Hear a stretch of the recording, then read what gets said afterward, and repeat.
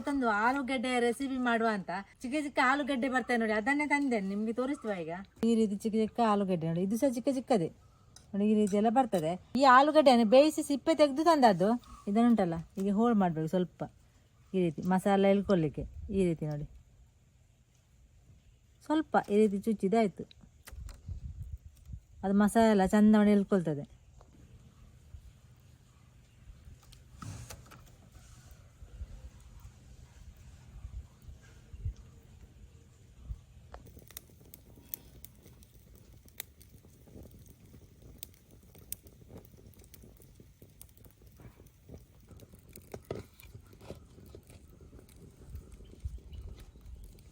ಒಂದು 2 ಚಮಚದಷ್ಟು ತೆಂಗಿನೆಣ್ಣೆ ಹಾಕುವ.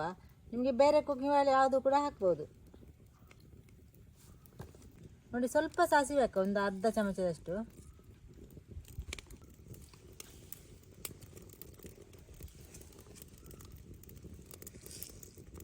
ಸಾಸಿವೆ ಸಿಡಿತಾ ಉಂಟು, ಸ್ವಲ್ಪ ಉದ್ದಿನ ಬೇಳೆ ಹಾಕುವ.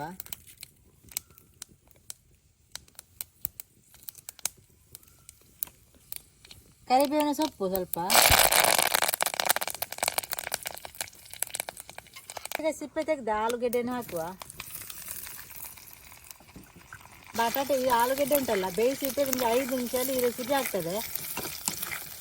ಚಂದ ಮಾಡಿ ಬೇಯಿಸಿ ಮಿಕ್ಸ್ ಮಾಡುವ ಈ ರೀತಿ.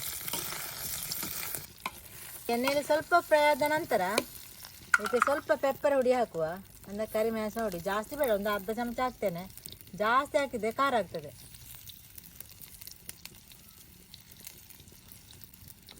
2 ಚಮಚದಷ್ಟು A to Z ಮಸಾಲೆ ಹಾಕುವ.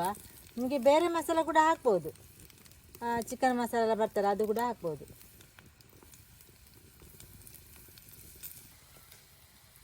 ರುಚಿಗೆ ಎಷ್ಟು ಬೇಕೋ ಅಷ್ಟು ಉಪ್ಪು ಹಾಕುವ.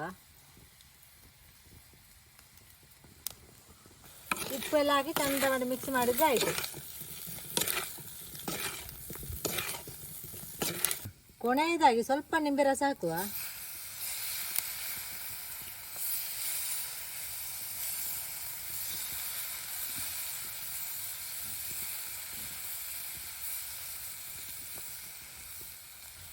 ಸ್ವಲ್ಪ ಕೊತ್ತಂಬರಿ ಸೊಪ್ಪು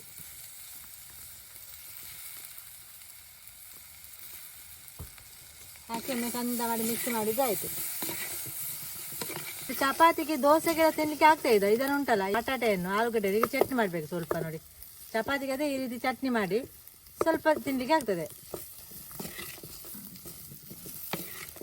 ದೊಡ್ಡ ಬಟಾಟೆಯಲ್ಲಿ ಕೂಡ ಮಾಡ್ಬೋದು, ಅಂದರೆ ಅದನ್ನು ತುಂಡು ಮಾಡಬೇಕು. ಚಿಕ್ಕ ತುಂಡು ಮಾಡಿದರೆ ಆಯಿತು. ನೀವು ಸಹ ಇದೇ ರೀತಿ ಮಾಡಿ ನೋಡಿ.